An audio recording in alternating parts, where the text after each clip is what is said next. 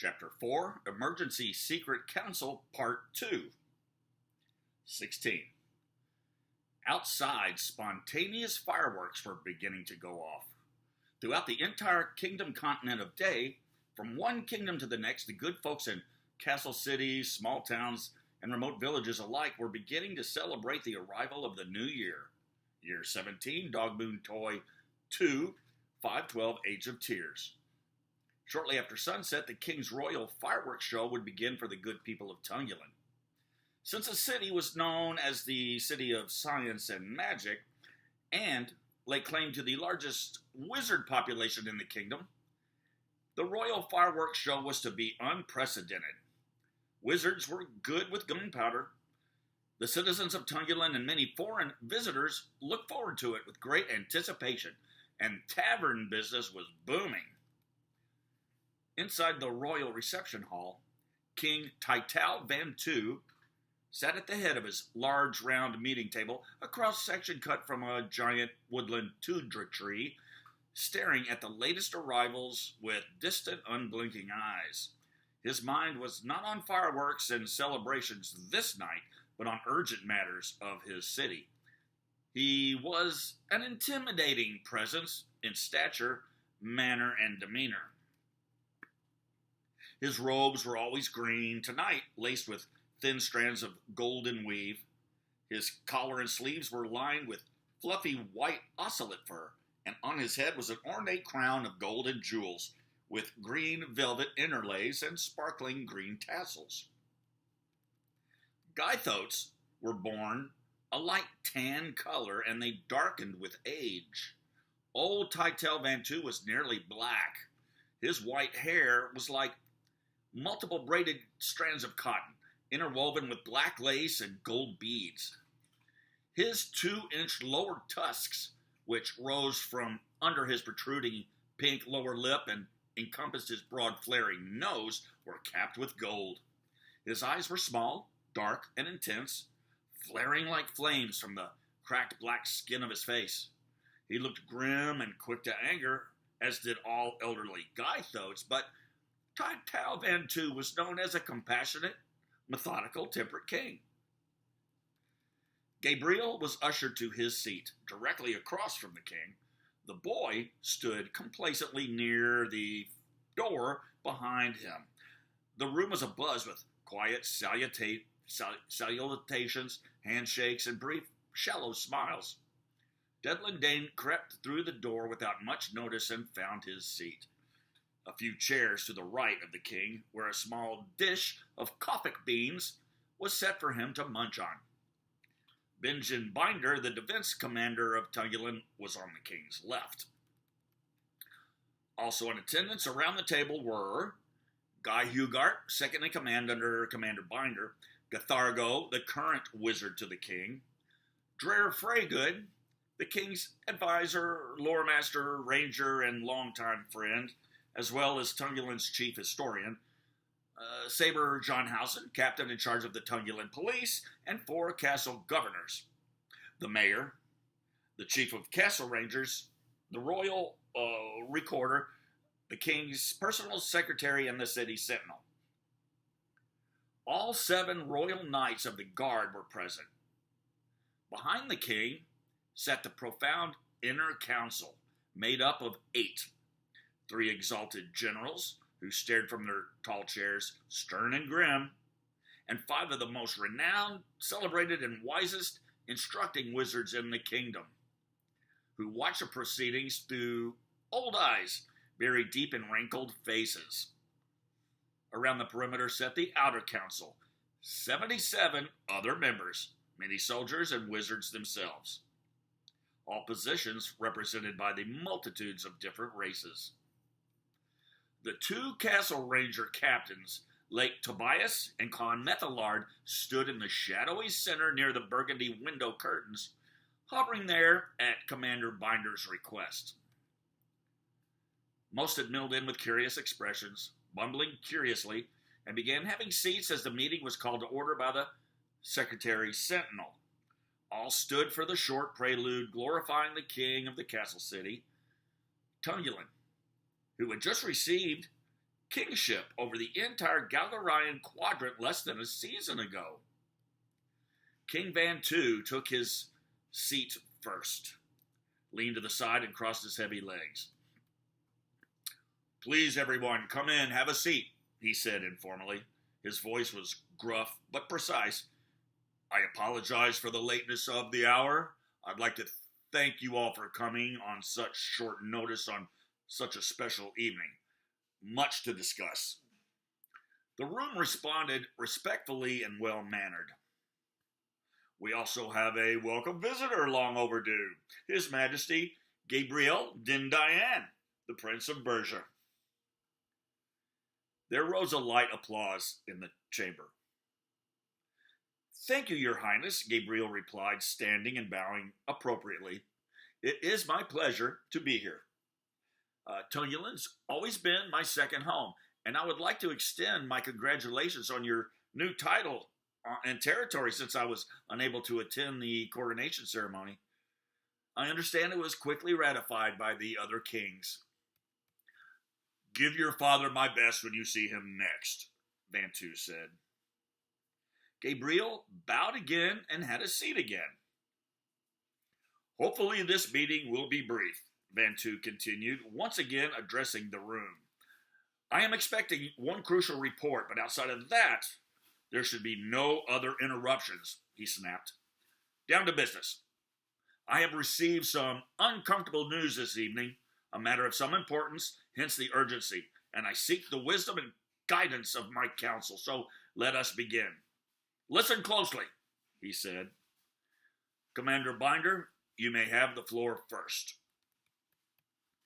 Binder nodded his angular, clean-shaven head and rose. He was a huge man, taller than the king, with broad, rounded shoulders and a massive square chest that stretched his military garb tight. His arms were large and brown from exposure to the suns, and his fingers were thick and stubby. He was scarred from many battles. In fact, it was rumored that he was largely reconstructed surgically, in that many of his fractured bones had been reinforced and replaced with plasteel on the battlefield, sparking a controversial reputation for making him somewhat superhuman physically. "Your Highness," he said to King Vantu, bowing. Then he turned to Prince Gabriel and did likewise. "Your Highness." Gabriel acknowledged the defense commander with a polite nod, and then he went on. "Ladies and gentlemen, members of the council, honored guests, this is Lake Tobias and Khan Methalard," he began, acknowledging the two of them with a nod. "They are two of my castle ranger captains assigned to West Watch this evening, and they have news. Little more than an hour ago, 2 hours past inbound skycraft curfew, they sighted a small skycraft come in through Erie Pass and go down in the forest near Bondoon. It was aflame. No comm link was ever made, and nothing from that direction had been scheduled for arrival at any port. Thermal tracing leads us to believe it came from the direction of Kalari, and it must have passed West Hill City earlier without stopping. Shortly after the crash," he said, looking much more stern, "they then spotted 2 large warships following it through the pass." His voice dropped an octave. "Worst of all, we have confirmed. They were Garnian warships." The room burst into a quiet uproar, and rightly so. The Garnians were a militant race that lived thousands of miles away to the south and had not been sighted in Galgaria for hundreds of years, not since they were defeated in the last Great Kingdom Continent War. "Are we absolutely sure they were Garnian warships?" Captain John Housen asked. "Not from Sissel or Oleotter?" "Were they firing on the skycraft?" asked someone else. "Please," the commander continued, his thick eyebrows bristling, "I cannot answer everyone at once." Slowly the room quieted. King Vantu squinted hard, deep in thought. It was utterly brazen for the Ghanaian warships to enter territory that was that close to a major castle city. It was nothing short of military aggression. As I said, it was confirmed. They were Ghanaian make, Binder answered. Newly constructed. The Ghanaians also been infiltrating towns and cities in the south, Dreher Freygood interjected nonchalantly. And scout craft have been spotted near both the City of Gold and Dindayan. Other warships have been rumored seen in the wilds as far north as Gorn. It is suspected by many that they are preparing for maneuvers, possibly on a major scale. It is rumored that many men of all races are gathering to join them. It is a fact that the Ghanaians are recruiting, and so they are on the move once again. Not fact, just rumors, Johnhausen replied. Rumors, tossed about by gypsies and rogue Skyro pirates. Saber Johnhausen was an elderly Doxus in Vantu's police service for nearly 30 years. Like most of the Doxus race, Johnhausen was intellectual and confrontational, with a sharp mind for details and facts, for precise planning, and expert professional execution of his responsibilities. He was highly mathematical and concise, with the notorious ability to see beneath layers of lies and propaganda that most others might naturally miss. Physically, he was short, even for a Doxus, but he was stout and sturdier than most, with gray eyes set wide apart on his flat, frowning face. We need to gather more intelligence before we overreact here, Your Highness. I do not believe that the Ghanaians are planning an invasion or an attack on us here. Not at the time being, Commander Binder continued. But their presence in the Galathian forest requires immediate attention and perhaps reprimand and sanctions. They have broken a 700-year-old treaty that decrees that no warships are to encroach upon another territory's borders. Their presence is in direct violation of that treaty. It is my belief that the Ghanaians pursued and disabled the aforementioned skycraft before it could reach our city for whatever reason. We shouldn't underestimate the importance of protecting the integrity of this crash site, Dreher Freygood forewarned. Important how? A governor asked. The skycraft was obviously trying to reach us here at Tungulin. Whoever was on board was either escaping or they were bringing a message or news here to us. They were fleeing two aggressive Ghanaian warships. Is it clear that they thought it was important enough for them to risk battle with our warships with far superior weaponry? Dreher replied. And it was important enough to the Ghanaians to shoot it down before it could get here, even if it meant exposing themselves to us right here on our very doorstep. Or it could have been a fugitive, Johnhausen continued, or an escaped prisoner. We do not know for sure. What is the situation now, Commander Binder? King Bantu asked. The commander straightened back up. According to screen scan and scouts, the warships have since departed. Or are reflective camouflage cloaked, Dreher Freygood added. And the skycraft? It crashed 4 miles due east of Bondoon, near the river, 7 miles from Westwatch, Binder answered. Bondoon's jurisdiction? Barely, the old king growled. Then he wondered, are you sure that it wasn't a craft bound for Bondoon? He asked the two nervous castle rangers. Lake and Khan shrugged blank-faced. They were too ill-equipped and inexperienced to answer that logistic. It was too far away to tell for sure, Your Highness, Binder answered for them. I agree that we should avoid contact with the Gogmores at all costs. We cannot afford another incident with Gowrowan. They're worse pests than gnats. On the other hand, Dreher Freygood argued, we can't afford to let them ramshackle the crash site either, looting and destroying whatever was meant for us, possibly killing whoever was on board or imprisoning them. How much time before the Gogmores investigate? They could be there even now, Binder advised. I see, Bantu replied. Very well. This Garnian presence is dark news, he said. He turned sharply to his secretary. Prepare a response to the Garnians demanding an explanation. Include a copy of our treaty, highlighting the sections stipulating the encroachment upon neutral territories with armed warships unprovoked. State our position firmly. Tell them they can expect retaliation if it occurs again. Find what trade we currently have with them that we might sanction. I believe we sell them quite an amount of foodstuffs and mercantile. And I suppose we should send a team to investigate the crash site in haste. A small team of 3 to 5. Should be experienced in evasive tactics, guerrilla warfare, know the territory, and be familiar with the Gogmores. Binder, you take care of that. Your Highness. Report back to me with any news, and quickly, he stated, and he turned toward the Knights of the Guard. As far as the warships go, let's send out scouts right away, as many as we can afford in all directions. If there are Garnian warships out there, hiding in the Subring Mountains, I want to know where they are and what they are doing. The knights nodded in response. See if there are any watchers in the area, he said. Hugart, have your people send out coded messages to the other kings via message spheres.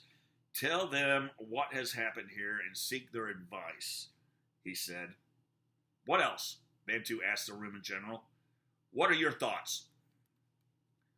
Your Highness, perhaps we should go on alert until we know something for sure one way or the other, Gathargo suggested. The stern generals were all nodded in agreement. A quiet alert so that we don't panic the general populace. Good, Bantu replied. Make it so. Generals, prepare our warships. I want all soldiers on standby. Chief, put all the castle rangers on full alert as well and have them fully involved in the internal security as well. Mayor, prepare a report for a city briefing. She nodded. Yes, Your Highness. Anything else? Commander Binder? No, Your Highness. Very good. Keep me informed on all fronts. We'll meet again here first thing in the morning, an hour after sunrise breakfast. King Bantu stood to depart, but instead he paused and took a pensive breath. The others there in the room awaited his dismissal. His morale seemed unusually vacant. He walked toward the windows facing the south with long, confident strides. There he paused once again, looking out into the night. His voice was not much more than a whisper. Friends, I have been sleepless lately, he said to them. I've somewhat had a loss of appetite. I felt very strange, helpless, and yet I feel as physically fit as I've ever been.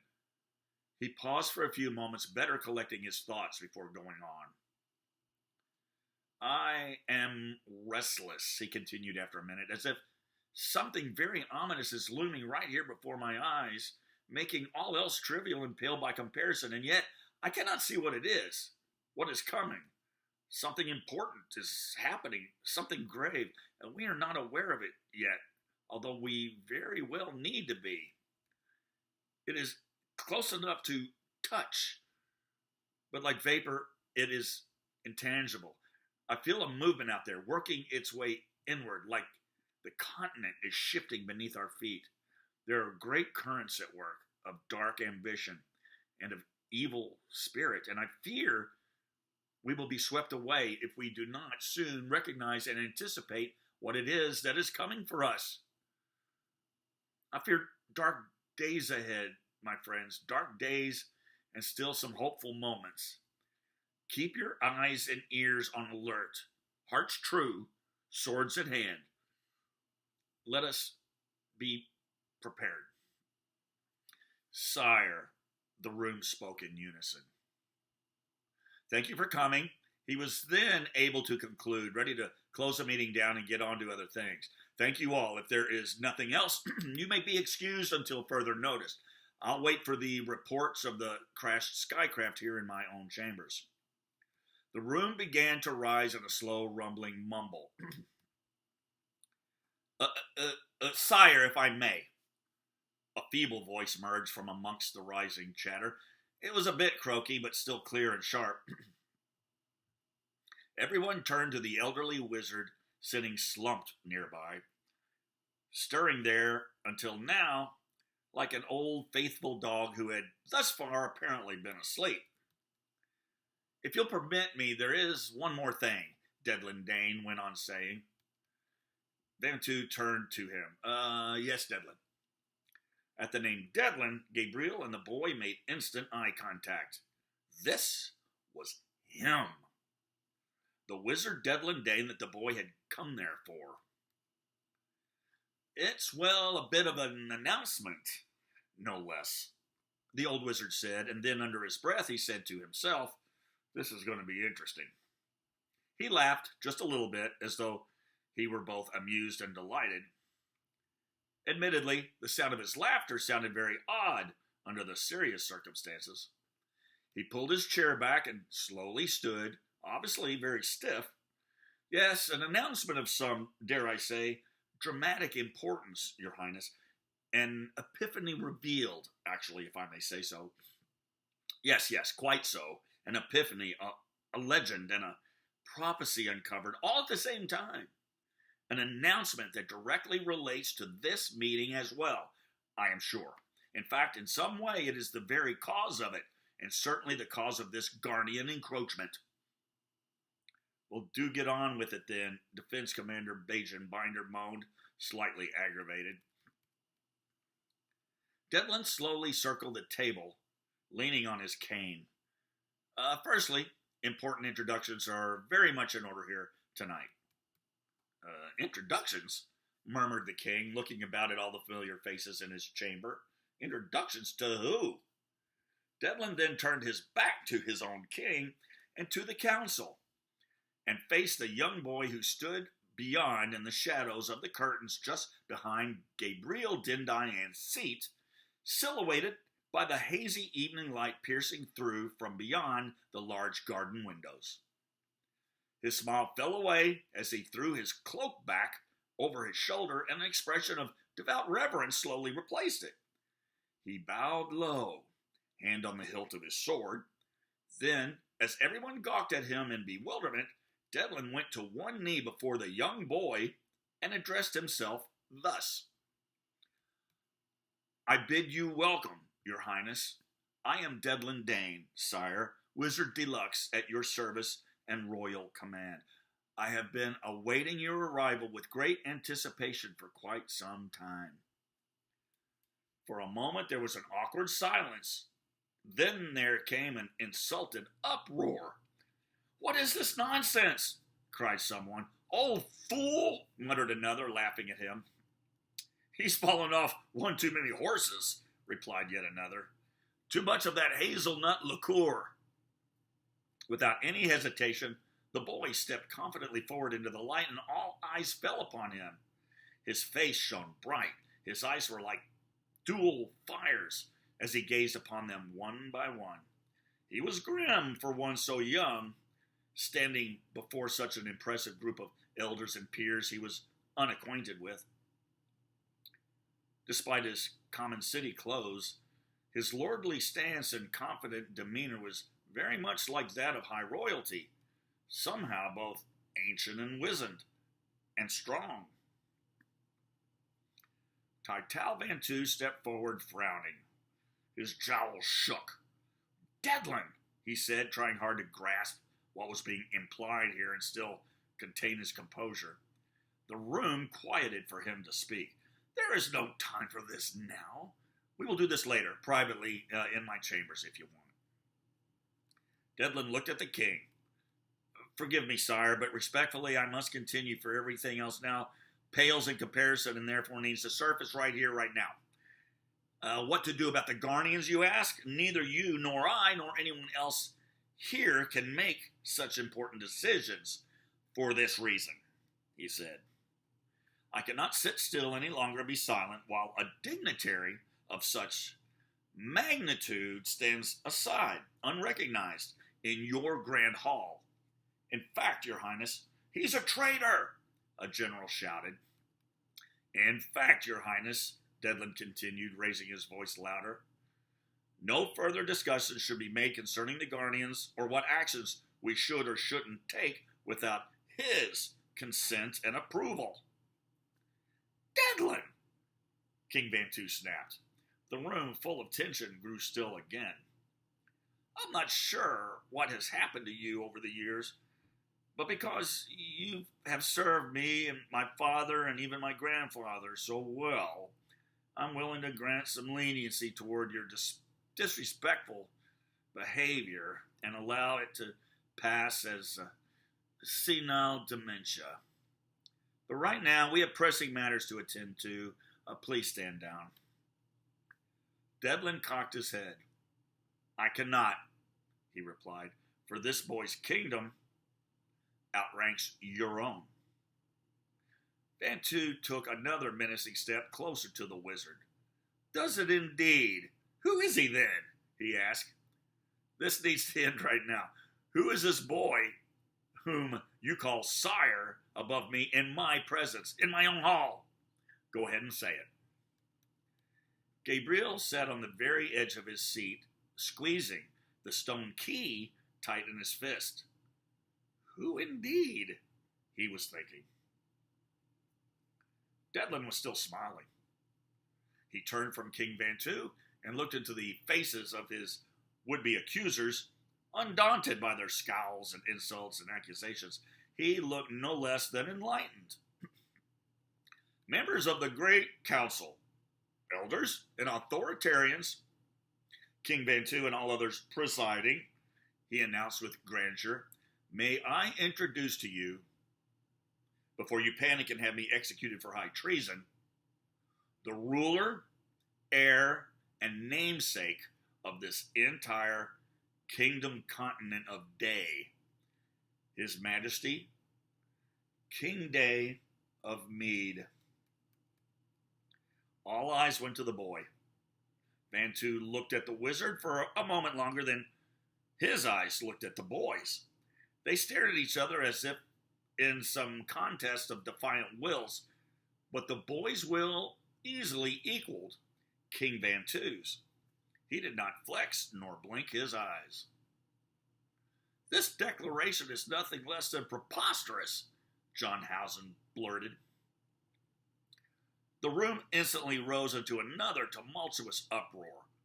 Devlin's proclamation was ludicrous and extremely inappropriate at such a dire time. They were crying. Several stood, shouting and shaking their fists in the air. Some had remained sitting and sadly just shook their heads in pity. Dreher Freygood wasn't one to pass judgment so quickly on his old friend. He was one of those who stood, but for a completely different reason than the rest of them. He stared at the boy keenly, considering and measuring, and within a few moments he too joined Devlin Day in bowing toward the lad and taking one knee on the floor. Your Highness, he said loyally. The boy nodded to the king's longtime friend and advisor. Dreher Freygood, the king squawked. You too? Ridiculous, Commander Binder snarled, not sharing in this revelation. There is no such place as Mead, John Housen replied, eyeing the boy with vicious contempt. We're wasting time, King Bantu. Gathargo, the head wizard in the proceedings, also eyed the boy with sharp interest. There is certainly an Isle Mead, he said to them, but these claims are nigh on impossible to be accurate and true. Voices bantered in wild debate, rising in a chaotic cacophony. Gabriel looked from one to the next as they blurted out their opinions, but always he returned gaze back to his recent traveling companion, the young man who had remained so secretive throughout their tough journey together and who now remained so patiently stoic throughout the raucous proceedings. The boy seemed eager to get on with things now as well, rather than needlessly quip and banter. "Quiet!" Bantu suddenly cried out. "Enough of this! Silence, I tell you!" Gabriel glanced up at the paintings on the king's walls. There were many classic scenes from the old stories, simplified and romantic, painted from edge to edge of the room. The great flood washing over all the lands, the first King Day with his arms spread to the skies, golden light beaming from his fingertips as he lit the suns in the sky during creation. The dragon wars of Eoth, the great sorcerer Osiah Abix levitating the floating stones of power, the first coronation of Day as king during his voyage to the island of Mead in the White Sea as a new mortal man, and the birth of his first son, Mikhail Day, complete with a silver aura. Gabriel had been taught the old religions in school, literally hundreds, perhaps thousands of stories and fables and tales and parables, and they were all about this boy's royal, sometimes godlike, familial ancestors, if he were truly who Dedlin Dane was claiming he was. King Day of Mead. He had never fancied himself a believer, even though he felt as though all the old stories were probably based on tidbits of reality. What generation of Day could he be then? According to the stories, weren't they all supposedly immortal? Could that explain the impossible event he witnessed on the mountainside with Habad the snake and the gun? The boy stepped up into a vacant chair to get a better view of his doubters. "Thank you, Dedlin Dane," he acknowledged with a respectful nod. The wizard bowed once again. Then the boy addressed himself proudly to the rest of the room. "Indeed, I am who he says I am," he stated in a loud, clear voice. The room quieted to listen. "I am your king. I am Jameson Day of Mead, son of Mikhail Day, the third, the great-great-grandson of the first King Day, ruler of the kingdom continent of Day. I come here to you, Tungulin, in peace. I come here, too, in dire need." The sounds of the others had scarcely lightened, but the boy went on. "Indeed, I come to you for your assistance and your prudent advice, great Castle City, Tungulin. I come to you thus, begging if I must. Unfortunately, your presumptions concerning the Garnians are correct, and I come bearing even darker tidings than those shared here tonight. The Garnians, formidable as they are not the worst of your oncoming foes." "Are you going to allow this?" Drunhausen asked King Bantu. "This is a ruse. We have the security and well-being of this castle city and the entire Galgarian territory to think about now." Several others concurred with him. The boy paused his oration, gleaning with an impatient eye. "Silence, I say," Bantu responded, marching around the table, his eyes glancing from the floor to the boy, then back to the floor. "I know what is at stake here," he snapped at his police captain, Saber Johnhausen. "I must have a moment to think. I must think." The room fell into hushed whispers. The boy stood patiently on the chair, watching King Bantu with a degree of respect and humility. Dedlin Dane remained more than ever pleased with himself. Drer Freygood and Prince Gabriel both looked somewhat pale. Binder seemed genuinely frustrated, as did most of the rest of the room. Bantu continued circling the table in thought, hands clasped behind his broad back, glancing toward his elder advisors for counsel and insight. Gathargo and the wizards of the inner council were quietly conferring amongst themselves, glancing again and again in wonder at the boy. They seemed rightly suspicious of him, yet they seemed to be nodding favorably. Everyone else began watching them, because their powers of intuition, observation, and of renowned wisdom were reputably infallible. They would know if this boy were a fake or not, with no need for interrogation. Well, Bantu said in a voice that sounded both tired and angry, what say you, wizards? If there are those who can say whether this be a ruse, it is you. Gathargo stepped forth. Sire, there are some discrepancies here with the known stories and prophecies. I see. But, the wizard interrupted him, continuing on, there is always room for human error when prophecies are derived from divine inspiration, written and rewritten throughout many generations. We, the high wizards of the inner council, concur and believe unanimously, he said firmly, that he is a descendant to the great throne of day, as he claims he is. The room gasped in unison. Many stood, watching the proceedings in stark amazement and disbelief. If true, this was nothing short of living history, unfolding right there before their eyes, or a religious farce that would soon just be forgotten. Bantu stared at many of the faces of the room. First one, then the next. Gabriel, he said, almost pleadingly, spinning toward him.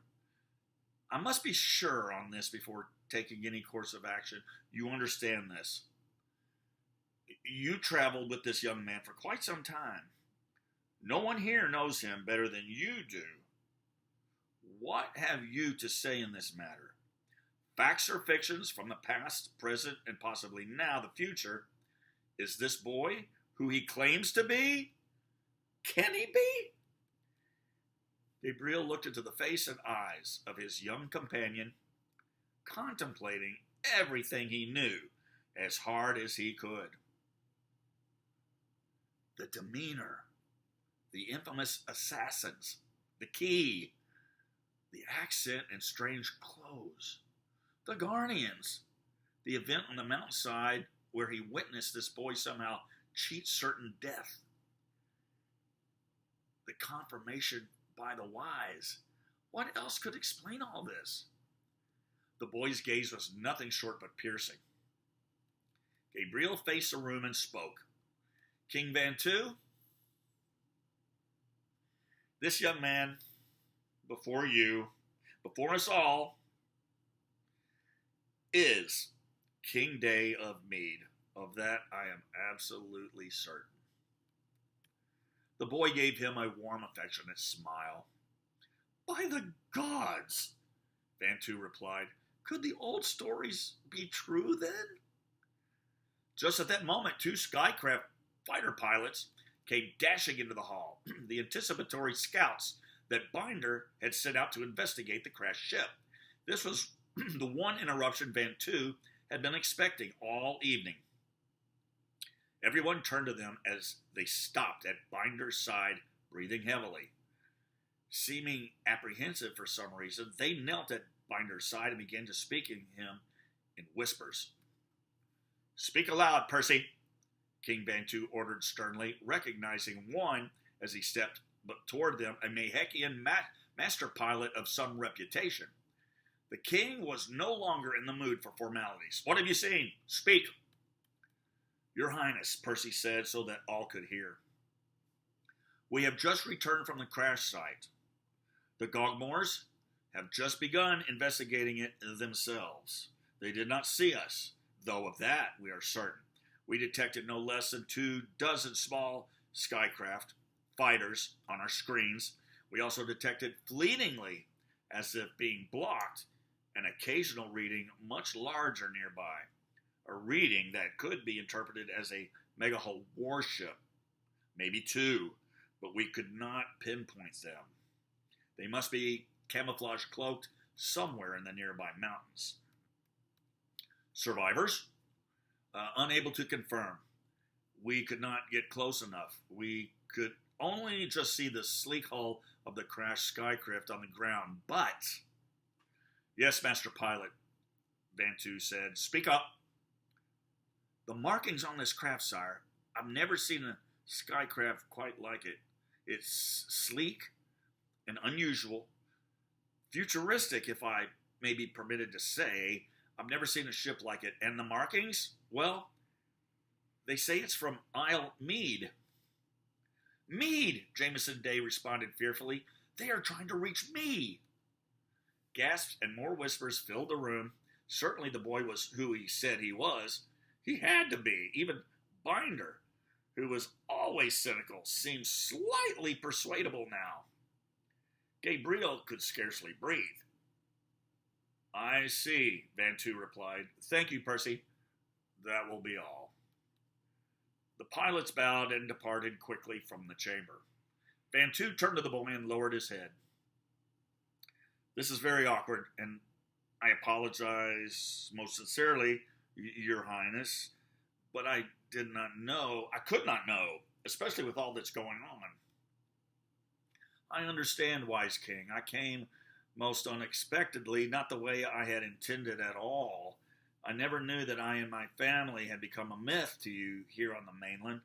Your misgivings are no fault of your own, yet here I stand before you, laid bare, now awaiting your official response. King Day, Vantu said with all humility, bowing. I, King Tytel Vantu of Tungulin, am at your service, as are all my subjects, possessions, and power. They are yours to command. Yea, I am troubled by your presence here. Pray, please tell us why you have come here at this troubled time. The boy king, Day, continued to address the room. I come by choice and by destiny, he decreed, by absolute necessity, by duty. If you'll permit, I come to consult with your wizard, Devlin Dane, post-haste, over matters and mysteries and nearly forgotten secrets hidden ages ago, when the deeds of war were passed down not by pen and scroll, but by fireside tales, from father to son, and to consult with you as well, your highness, for I also need your wisdom and guidance. Vantu looked at the wizard standing nearby, bent and frail looking. Consider it done, he said. Devlin has already made his intentions known to everyone here tonight. I grant him my permission to serve you as he will. May he serve you well in any capacity you deem necessary. I also have other wizards, younger and stronger should you desire. If you have come now to face the Guardians in battle, I have legions of great warriors trained for combat. My army is at your disposal. I believe we have the best army in the kingdom of, of Day, if you'll forgive me, and a fleet of the finest warships ever constructed. Jameson Day nodded, gratefully acknowledging his generosity. Soon it may be necessary to enlist the aid of these fine warriors, but thankfully not yet. I seek only quiet counsel with Devlin, with your kingship, and with Prince Warrior Gabriel now in more private chambers. I believe that you have handled the rest of your business here tonight more than effectively. He spun to gaze over the others still remaining there behind him. I apologize for appearing to you so abruptly here.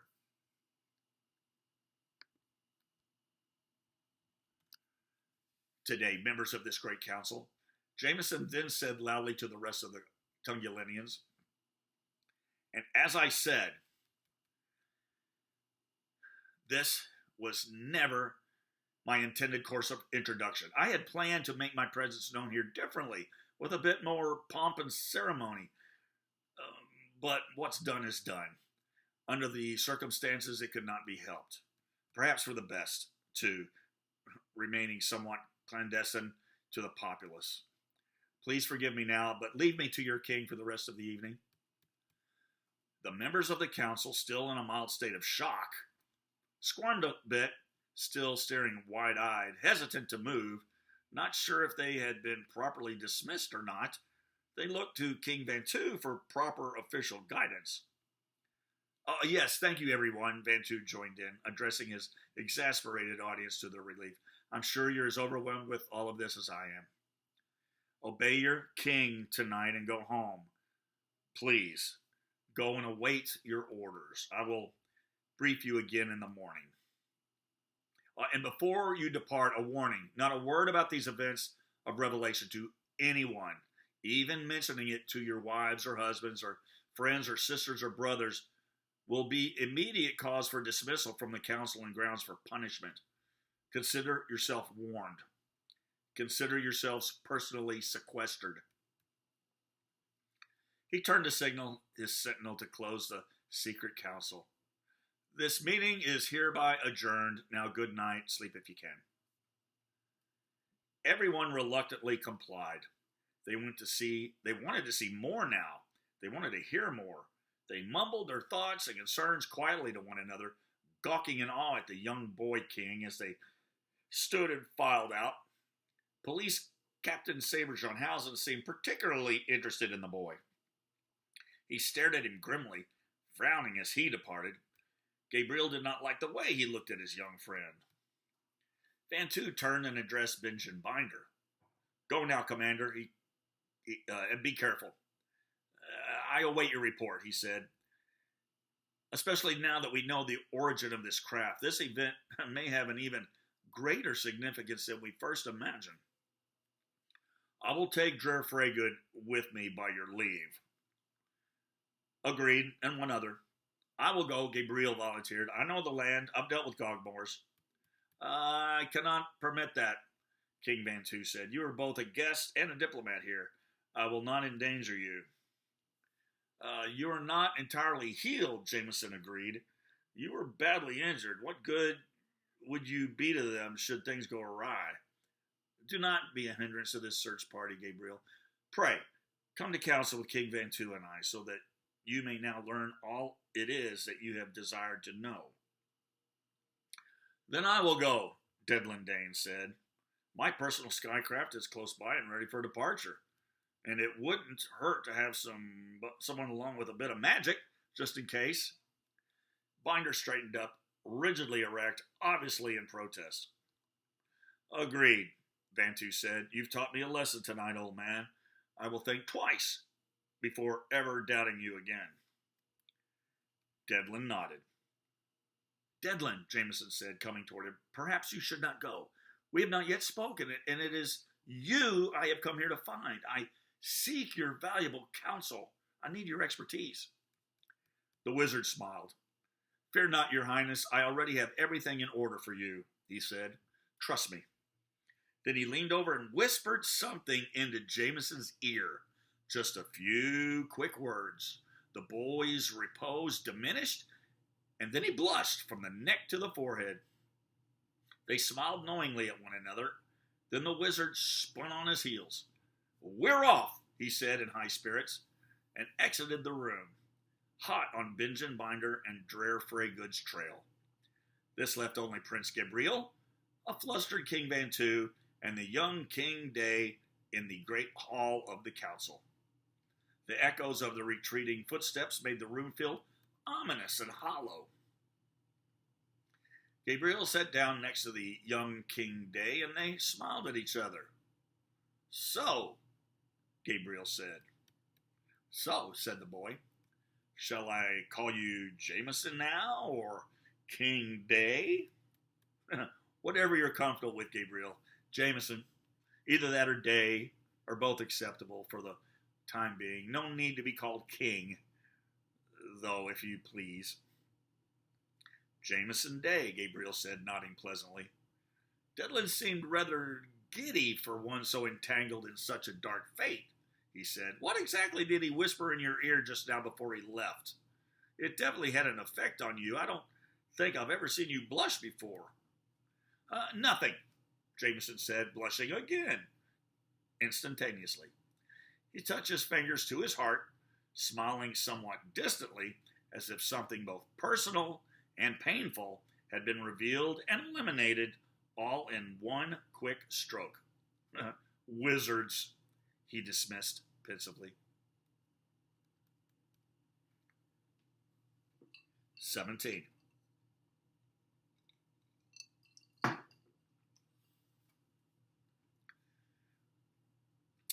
preparing to depart after the dispersing government officials had left the king's chambers, Gabriel was in a confused and blurred state of mind, trying to grasp everything he had just heard and witnessed.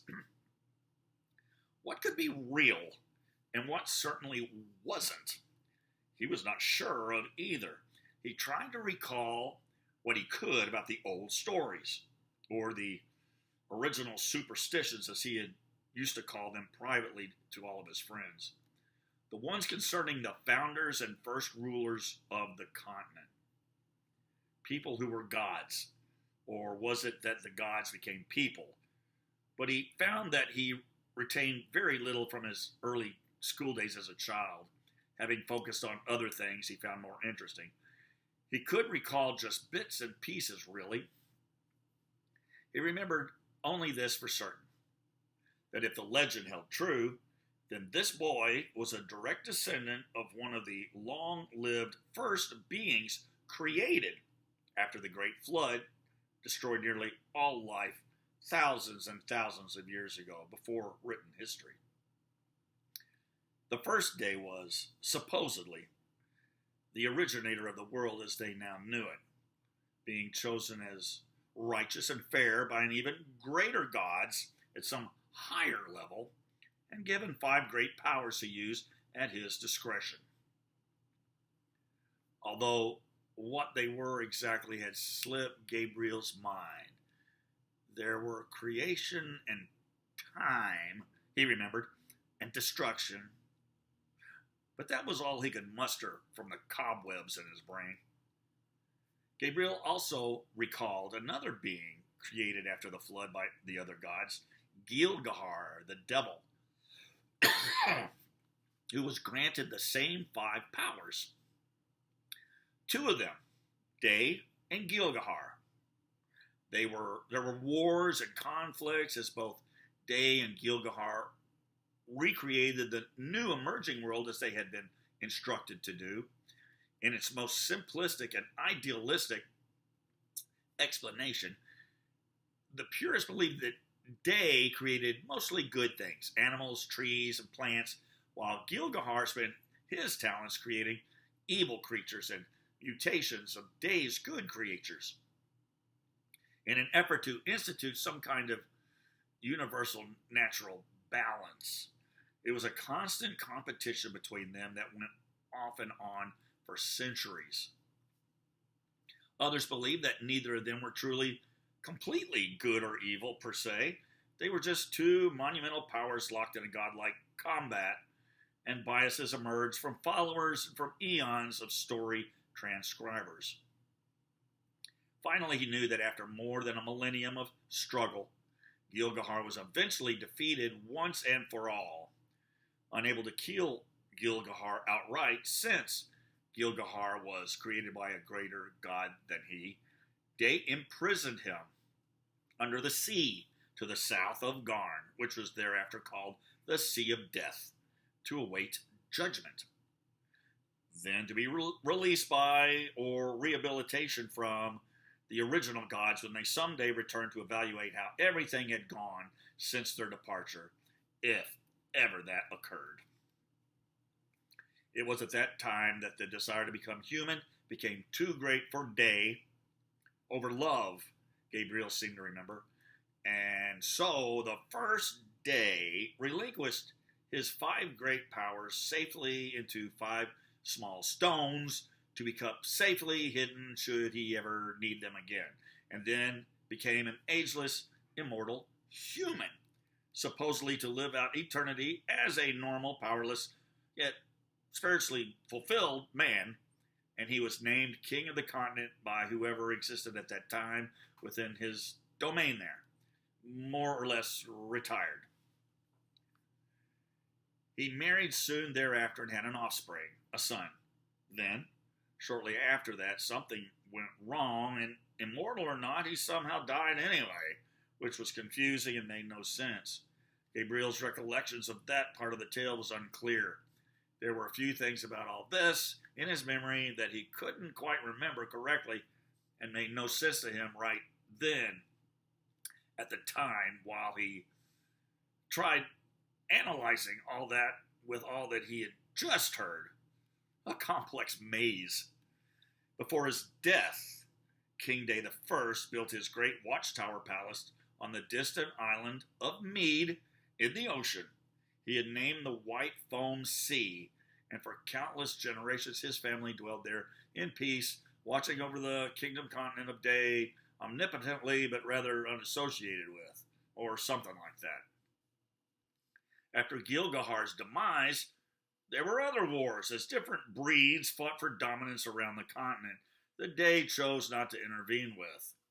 The Garnians continued fighting, and for another 300 years, that lesser war continued until the mysterious, pacifistic Mahekians arose from quiet obscurity to unite in war, which then tilted the table in the direction of all good men, some stories said.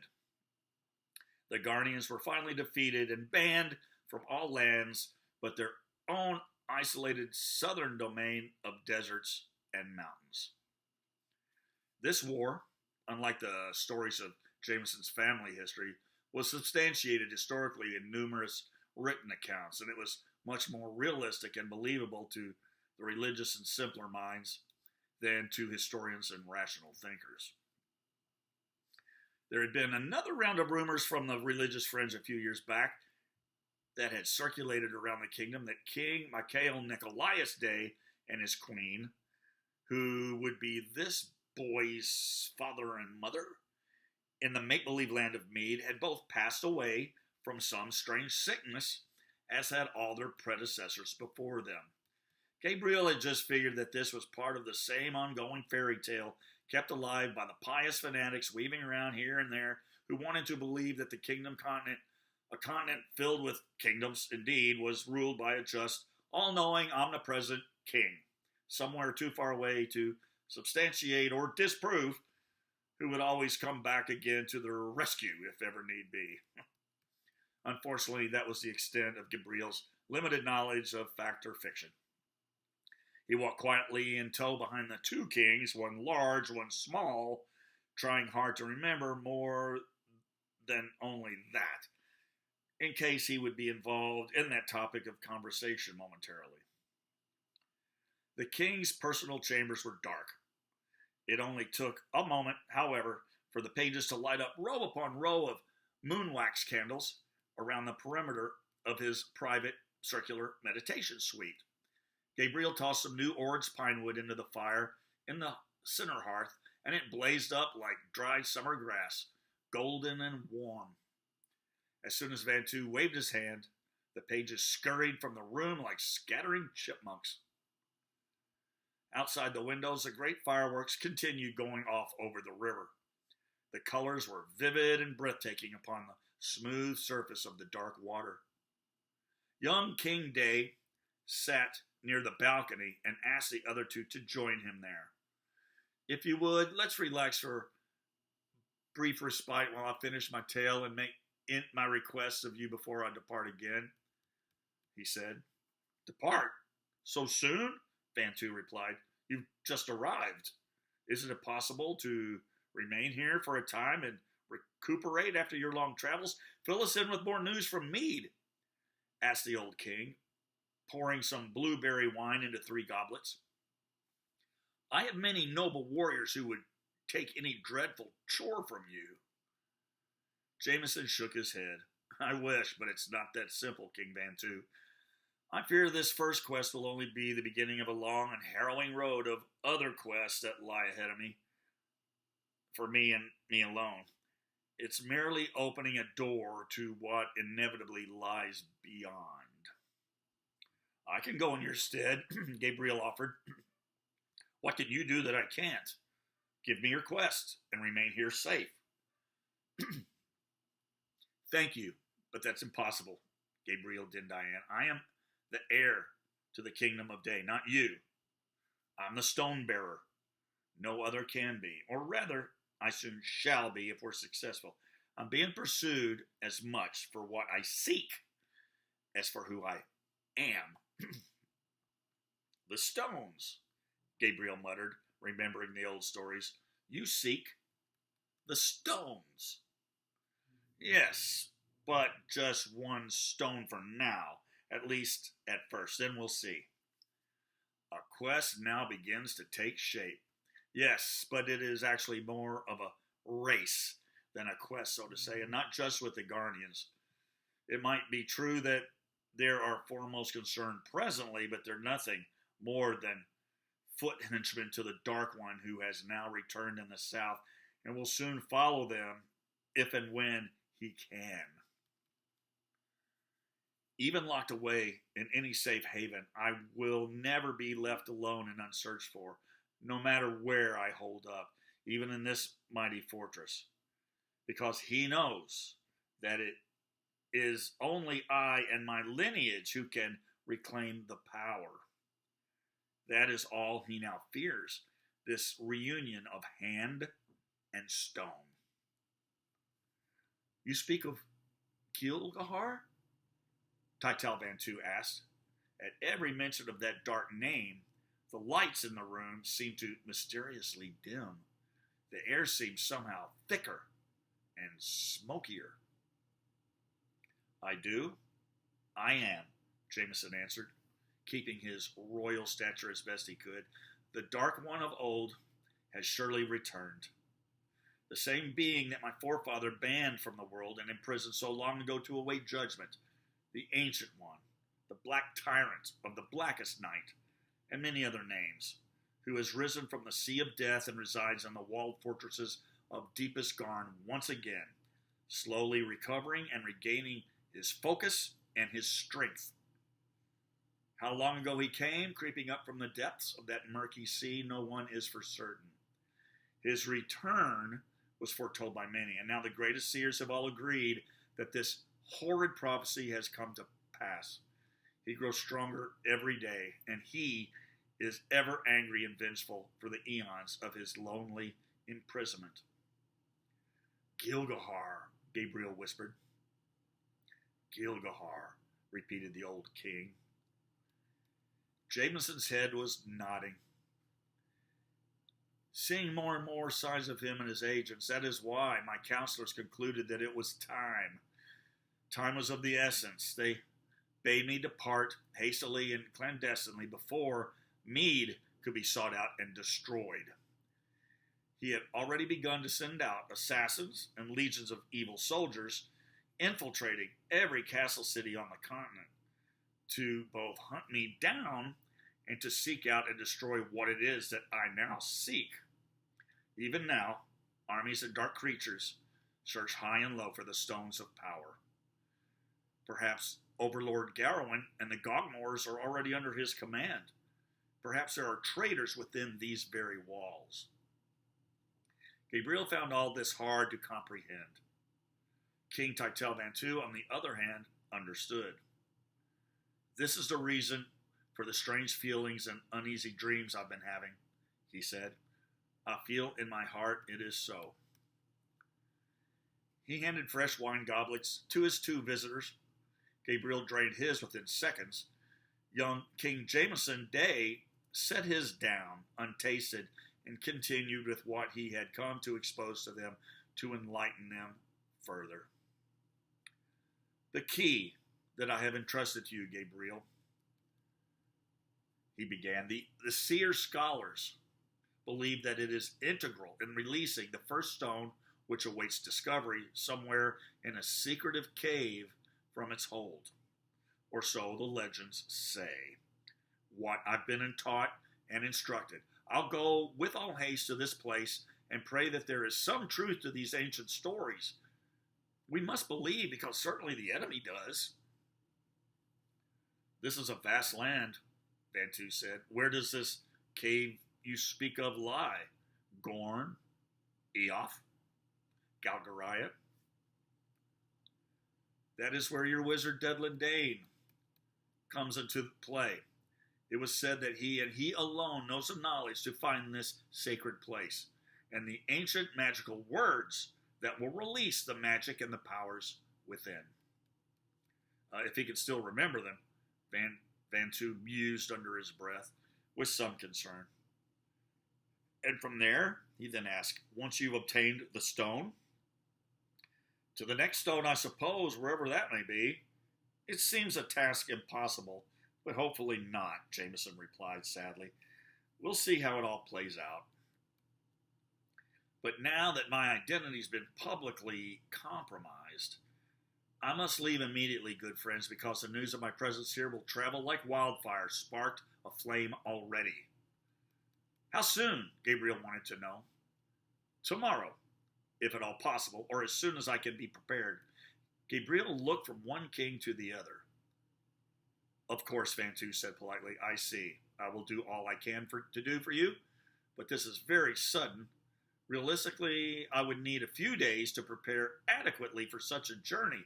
I could perhaps prepare 10 legions by morning for you. No, thank you. No army, Jameson stated adamantly. I can only advise you to use your military yourself to protect this city. I will do so, and I will contact the kings of all the great territories. We shall unite. There is none who could withstand the strength of this many kings, an entire continent full of great kingdoms and their armies. Together we can surprise them at their borders. We can attack Garn preemptively. Please, Vantu, once the enemy detects a movement of that size, they would know that we know. It might light a fuse. I beg you, do not start this war prematurely, good king, before the first stone has yet been found. To muster a war now would thwart all our plans, Jameson pleaded. We'd then be locked up within our own walls for the sake of cover and safety. I see. You prefer the cover of secrecy for this quest. I do. Understood. We will continue on as if we know nothing yet. Thank you. Still, though, do have your armies prepared to fight right here when they are called upon, Vantu. While you're preparing for confrontation, you must appear unprepared to the enemy. That is your only advantage here now. Give the appearance of ignorance of this knowledge, naivete, and complacency. It will give you much more time to prepare for the inevitable. Exactly, Vantu replied. Wise counsel, as wise as the counsel of my generals. And I'll stand a better chance to find that stone. You're not planning on traveling this continent alone again, I'm hoping. No, sir. Only a handful will accompany me on this journey, though. 5 or 6, no more than 10. Secrecy will be our ally. Vantu nodded, as you wish. Gabriel poured himself another goblet, deep in thoughts and considerations. He heard Soria Talu calling him from the edge of Galoth, but he couldn't get back there just yet. He was overly enthralled on what was going on here. Before the end, the prophecies have predicted unprecedented forces shall arise, both against us and to our aid, from small to large, from places we know and places we have never even heard of, from all around the world. Or so my Median counselors told me. We should put off that horrible day for as long as we're able. Yes, we will, Vantu agreed assuredly. Avoid war rather than go to war, if at all possible. Gabriel saw despair in the boy's face. There were so many things he wanted to ask him, so many things he wanted to know to help understand all these things better, but all of that would just have to wait. It was all too much for him. All these historical godly things and giant conflicts brewing around the world. He was only a mortal man seeking freedom of responsibility and an uneventful life. We will prevail, he simply said, in a meager attempt to agree and comfort. Jameson reached for his goblet and had a long sip. His face looked weary and worn from both hard travel and heavy thoughts. It's been a tough journey thus far, he told him, very heart-rending. I'm sure it has, the prince replied. You've traveled far. From Mead to Tungulin, he said. I'm inclined to spill a few more things to you, if I may, before bedding down. Tonight, if I may. of my recent losses, if you would listen, for some peace and therapeutic relief primarily. Then I'll head for my chambers for the night. I can't begin to imagine, the prince said to console. Bantu had plans for anything else but rest either. Carry on, young king. Jameson struggled to find the inspiration to go on, to tell them what he had already been through. He wanted to tell them to not call him king anymore, but figured that could wait. He was burdened with grief with a few things he needed to just let go. When I left Mead nearly 3 months ago, he then said, after a few moments of silence, his eyes staring distantly into some other world at some other recent time, there were 14 others from the palace alongside. We were so proud of this undertaking. We felt not only valiant, but important to things, even essential, invincible. Unfortunately, though, we were quickly put to the test and sadly proven wrong. We were all naive novices, and no one in our fellowship was used to ranging the wilds. The way was not easy. At sea, a serpent haunted us for days. There were sea maids, as green as the algae that swirled beneath our boat, who stole onto the ship at night while we slept, and their cruel deeds are too horrible to retell. The incredible distance of our navigation kept us at sea for a month and a half. The others, Gabriel asked, your travel companions? All gone, Jameson sadly replied, because it stirred up frightful memories. 7 at sea, he told them, remembering each one individually. The remainder after we began our trek across the mainland, before we were discovered by foolishness. The last 2 of my party were killed by Habad, trying to protect me to the end, just days before you and I met. A good crew, a great crew, one with a mouth so open and tongue flapping while seeking our goals here that they instigated and caused local Garnian interest in us, using words like the Stone Bearer and even Stones of Day and Spirit Master, whatever that is, and phrases like the Family of Day. It caused the instigation of many bounty hunters to find us, such as Turzdah and that wicked Habad mutant. Many of them were very close to me, advisors, seers, a longtime family doctor. Only 3 of them had ever done any traveling, and like myself, none of them had ever been to the mainland before. But they had all volunteered. They knew how important it was and were willing to take their chances and perhaps make that supreme sacrifice. Little did they know how they would meet their end. They were very courageous, all of them. I am sorry. Jameson attempted a struggling smile in remembrance of his lost comrades. They would be very happy seeing that I made it thus far. There were many times when our situation looked grim and all seemed lost, so I will not reflect on them with sadness, but will try to remember their valor and be proud. They will never be forgotten. The fireworks outside the tower windows continued making noise, from multiple pops to glorious and deafening explosions, the colors trailing the skies, rippling through the stone windows against the walls of their room like reflections off of running water. King Bantu cleared his throat. That aside, if I may, he began with a different subject. The Mehekians still keep the stories of your family kindled, though most common folk do not believe them anymore.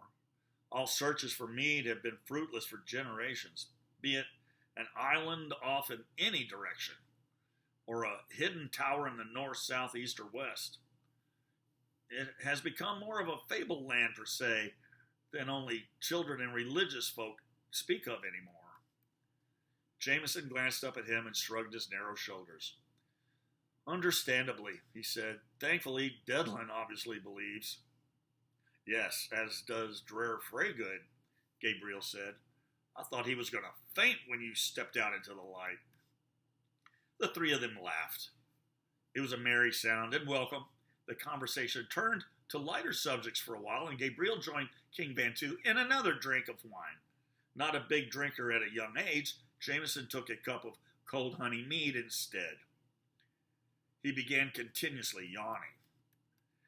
The king ordered up a tray of meats, cheeses, breads, and chocolate desserts, which they devoured as they spoke. Further into the waning evening, a wine bearer brought a selection of 3 bottle choices: honey golden amber, passion fruit pink, and a deep burgundy red. Outside, the spectacular cacophony of fireworks continued to rain colorful bursts of fire across the skies. It sounded as though they were nearing the climax of the celebratory presentation. The king's crickets in their blackwood cages chirped loudly for several seconds, marking the lateness of the hour. Your chambers have been made ready, King Day. We all have a big day ahead of us tomorrow and many plans to make before your departure. Please accept my offer of at least one night's peace. The boy king acknowledged King Bantu with a tired nod. They rose to disband and headed off in their own separate ways. But before they had gotten too far, Jameson looked at the prince. And as for you? As for me, Gabriel said, shrugging, I'm sure you've been made aware that I am planning to be married soon. That is the rumor circulating the kingdom, Jameson replied. I do believe that you are betrothed to a certain princess in Sicily, who is surely awaiting your anticipated arrival. King Titel Bantu reluctantly nodded with a bit of a fatherly scowl, discussing such private matters. Well, the prince went on, now as inconvenient as it may be to all those involved, and in light of tonight's many revelations, it appears that I just may have to postpone that event and rearrange my priorities now, he said. Yes? Yes. I have not made any request of you yet. There's no need to bother, Gabriel replied, because I won't be left behind, whether I'm invited along or not. Even injured, I'll follow you across mountains, over seas, through deserts, even into the heart of darkness Garn. I would be like an unrelenting shadow. I'll see this done, whether you like it or not, Your Highness. I'm sure that marriage ceremony will wait, King Bantu said. The princess may not, but I'm sure that your father and hers, King Zokan, will understand in the long run. Jameson straightened up, his aristocratic demeanor returning. Bantu, I'll need a pilot and a good crew, a brave, loyal crew, and they must be, above all things, uncompromisingly trustworthy. I do have a few in mind, the king said. I will dispatch them immediately, since I do not foresee any rest for me this night, and I will brief them myself personally. They will be ready to go whenever you are. The fireworks have ended, I believe, Gabriel said, still hovering near the doorway. Soon this eventful day ends as well. Sleep is calling. King Bantu yawned widely as well. It was time for the king's bed to be filled. You have brought dark tidings, King Day, and also some inspirational revelations, both of which will need some time to allow it all to sink in. In the meantime, sleep well tonight if you can, both of you, for this may be the last night of peaceful sleep we will all have for a long, long time to come. The three royals parted company for the night. All in all, Tungulin's King Titel Bantu did not sleep well, try as he did. He was troubled enough to arise from bed several times throughout the night to look out over the forest, concerned about his three friends on their mission, before exhaustion eventually came over him and he drifted off. It's the end of that chapter. Next chapter is the Tiger, chapter 5.